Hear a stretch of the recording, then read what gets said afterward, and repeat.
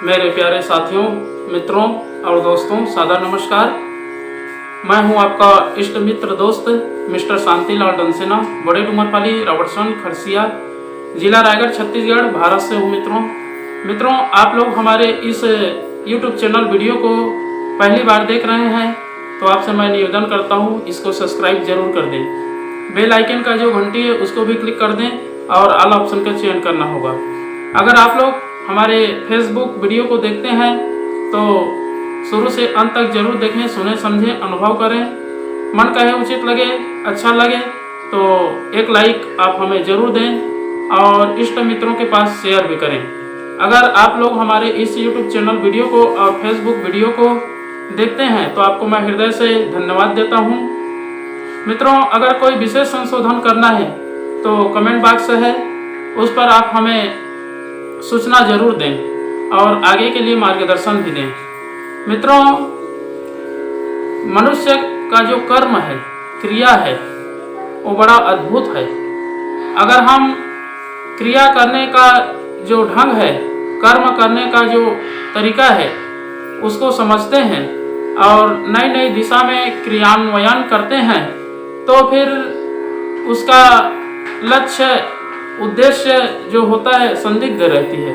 अगर हम कोई भी कर्म का स्वरूप को समझना चाहते हैं तो पहले उसके जो उद्देश्य है उसको देखना चाहिए, क्योंकि उद्देश्य के बिना कर्म जो है विहीन नहीं होता है। और उद्देश्य बना करके, लक्ष्य को ध्यान में केंद्रित करके स्वभाव के साथ में कर्म किया जाए तो फिर लक्ष्य को आसानी से प्राप्त किया जा सकता है। मित्रों, हर व्यक्ति चाहता है हमारा कर्म अच्छा हो, श्रेष्ठ हो और उन्नत दिशा की ओर हो, लेकिन व्यक्ति जो है उद्देश्य को स्थिर बना के नहीं चलता है, जिसके कारण से व्यक्ति जो है भ्रमित रह जाता है और इस मायावी प्रपंचों में उलझकर ईश्वर का पुत्र राजकुमार मनुष्य संकीर्णता के दायरे में बंधा रहता है। अगर हम अपने उद्देश्यों को, विचारों को, भावनाओं को और क्रियाओं को श्रेष्ठ दिशा की ओर आगे बढ़ाना चाहते हैं तो फिर अपने क्रिया का स्वरूप को समझना पड़ेगा और उद्देश्य को भी जानना पड़ेगा, तभी लक्ष्य निर्धारित होगा। अगर हम अपने उद्देश्य को निकृष्ट भावना की ओर अग्रसर करते हैं तो न जाने कितने प्रकार के निकृष्टता आती है और विचार भी पवित्र नहीं हो पाते हैं। हम अपने आप को समझने के लिए बड़ा समय लगा देते हैं, किंतु दूसरे को जानने के लिए, दूसरे को परखने के लिए, समझने के लिए किंचित मात्र समय भी नहीं लगता है, क्योंकि दूसरों के लिए व्यक्ति जो है सीधा जज बन जाता है और अपने लिए कुछ नहीं बन पाता है। मित्रों, जब तक हम अपने आप को समझेंगे नहीं, जानेंगे नहीं, परखेंगे नहीं, अपने विचारों का संशोधन करेंगे नहीं तो फिर उत्कृष्ट भावना का विकास नहीं हो पाएगा और जीवन जो है संदिग्धता में पड़ी रहेगी। अगर जीवन को ऊंचे दिशा की ओर अग्रसर करना है, श्रेष्ठ विचारों के साथ जोड़ना है तो स्वाध्याय करें, सत्संग करें, महापुरुषों के विचारों का पठन पाठन करें और जो महापुरुष हैं, जितने श्रेष्ठ कार्य किए हैं, उनका जीवन में अनुसरण करने का प्रयास करें, तभी संभव है। और जिस क्रिया कर्म करते हैं उसका स्वरूप को ही नहीं, उसका उद्देश्य को जानना और देखना अति आवश्यक है, तभी व्यक्तित्व का परिष्कार होगा और उज्जवल भविष्य, दीर्घायु जीवन के लिए आगे बढ़ पाएंगे। मित्रों, जब तक हम अपने स्वभाव को, चरित्र, चिंतन, व्यवहार को परिमार्जित नहीं करते हैं, श्रेष्ठ विचारों के साथ, श्रेष्ठ भावनाओं के साथ में नहीं जोड़ते हैं तो फिर जीवन जो है कुंठित हो पड़ा रहता है और आगे भविष्य का भी निर्माण नहीं हो पाता है। जो भूतकाल में किया हुआ कर्म होता है उसी को ध्यान में रख करके हम भविष्य को खराब करना चाहें तो आसानी से कर सकते हैं। और जो व्यक्ति भूत का पश्चाताप करके आगे भविष्य का निर्माण करता है वही व्यक्ति सफल हो पाता है और भूत का विसर्जन करता हुआ भविष्य का निर्माण करते हुए व्यक्ति अपने परम लक्ष्य को पहुंच जाता है। मित्रों, यहाँ बात होती है क्रिया कर्म की।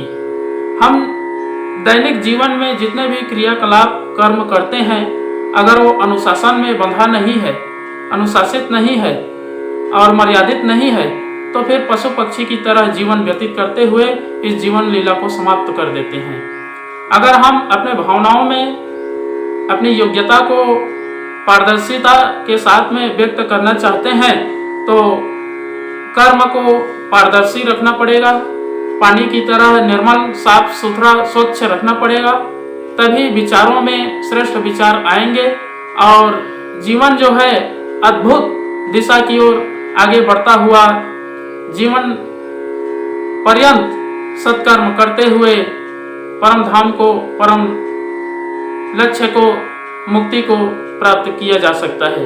मित्रों, जब तक हम अपने उद्देश्यों को भूल जाते हैं तो जीवन जो है कलमश कसाय से भर जाता है और जो आने वाले समय होता है, भविष्य होता है, जीवन होता है, वो अंधकार में आगे बढ़ जाता है और खाई के गर्त में गिर जाता है, जिससे व्यक्ति का अभ्युदय नहीं हो पाता है।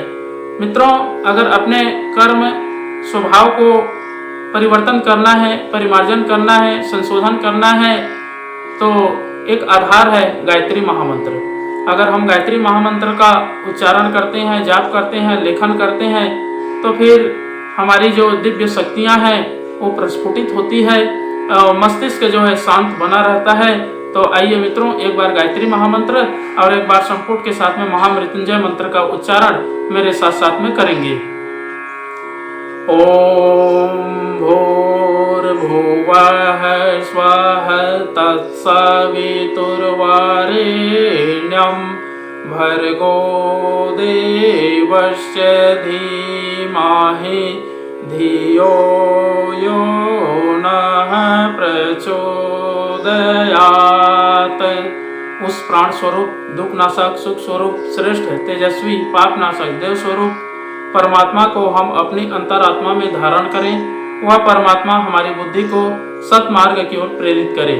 ओम हौम जोम सह, ओम भूर्भुवः स्वः, ओम त्र्यंबकं यजामहे सुगंधिं पुष्टिवर्धनम् उर्वारुकमिव बन्धनान् मृत्योर्मुक्षीयमामृतात्। ओम स्वः भुवः भुः, ओम सह जोम हौम ओम। मृत्युंजय महादेव त्राहि मां शरणागतम् जन्म मृत्यु जरा व्याधि पीड़ितं कर्म बंधनाय। ओम असंभवं संभव कर्तुमुद्यतं प्रचंड जंजाग्रतिरोध सक्षमं युवस्य निर्माण कृते समुद्यतं परम महाकालममुं नमाम्यहम्। ओम अस्तो मा सद्गमय तमसो मा ज्योतिर्गमय मृत्योर्मामृतं गमय। परम पूज्य गुरुदेव, वेद मूर्ति, तपोनिष्ठ, युग दृष्टा, युग प्रवर्तक, युग ऋषि, पंडित श्री राम शर्मा आचार्य जी, परम वंदनीय माता जी भगवती देवी शर्मा जी और आद्य माँ गायत्री माता, धरती माता, भारत माता, प्रकृति, पर्यावरण, सूर्यदेव, महाकाल भगवान, सरस्वती माँ, लक्ष्मी माता, सभी ग्रह नक्षत्र, स्थानपति देवता, ग्रामपति देवता, अखिल विश्व ब्रह्मांड के सभी देवी देवताओं के सूक्ष्म संरक्षण में उपस्थित सभी हमारे प्रिय, आत्मीय, आदरणीय, सम्माननीय, परम हितैषी जितने भी यूट्यूब चैनल के माध्यम से या फेसबुक के माध्यम से या व्हाट्सएप स्टेटस के माध्यम से देख रहे हैं, ऐसे परम देवतुल्य भाइयों, देवी स्वरूपा माताओं, बहनों, आप लोगों को मेरा सादर प्रणाम। ऋषि चिंतन के सानिध्य में से आज का जो एक बहुत ही अनमोल और महत्वपूर्ण सुविचार है आपके पास लेकर के प्रस्तुत कर रहा हूँ। आज का सुविचार है मित्रों, क्रिया का स्वरूप नहीं उद्देश्य देखा जाए। बहुत ही अनमोल, महत्वपूर्ण, जीवन को परिमार्जित करने वाले सुविचार हैं। निकृष्ट उद्देश्यों की पूर्ति के लिए ऐसे काम भी किए जाते रहते हैं जो मोटी दृष्टि से साधुतापूर्ण प्रतीत होते हैं। साधु संत का वेश बनाकर दुष्ट कर्म करते फिरने वाले इसलिए वह आवरण ओढ़ते हैं कि उनके कुकृत्य सहज ही लोगों की आंखों में न आए। कितने ही लोकोपयोगी संस्थाएं बनाकर ऐसी ही धंधेखोरी करते हैं। विधवाश्रम, अनाथालय, गौशाला आदि के बहाने कितने ही लोगों ने अपने घर भरे हैं।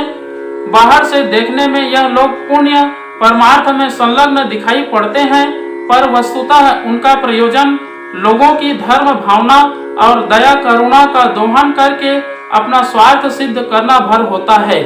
चंदा संग्रह अब अपने ढंग का एक अनोखा व्यवसाय बन गया है। भिक्षावृत्ति अपनाए हुए लोगों में से अधिकांश उसके लिए अनधिकारी होते हैं, पर वे बाहर से कुछ ऐसा प्रदर्शन करते हैं जिससे लोगों को उदारता पूर्वक देने की प्रेरणा मिले। इन लोगों की बाह्य गतिविधियां धर्मानुकूल दिखने पर भी भीतर से विपरीत स्तर की होती है, अस्तु उनका समर्थन दूरदर्शिता एवं विवेकशीलता के आधार पर किया नहीं जा सकता। चिड़ियों को जाल में फंसाने के उद्देश्य से अन्न के दाने बखेरने वाले चिड़ीमार का बाह्य कृत्य दानशीलता जैसा लगता है, पर उसके पीछे जो उद्देश्य छिपा है उसे देखते हुए वह अन्नदान भी कुकृत्य की ही श्रेणी में गिना जाएगा। कर्म का स्वरूप नहीं, कर्ता का उद्देश्य ही विचारणीय है। बहुत बहुत धन्यवाद मित्रों। अगले बार नए विचार लेकर के नए वीडियो के साथ में आपके पास फिर प्रस्तुत होंगे। सादर नमस्कार।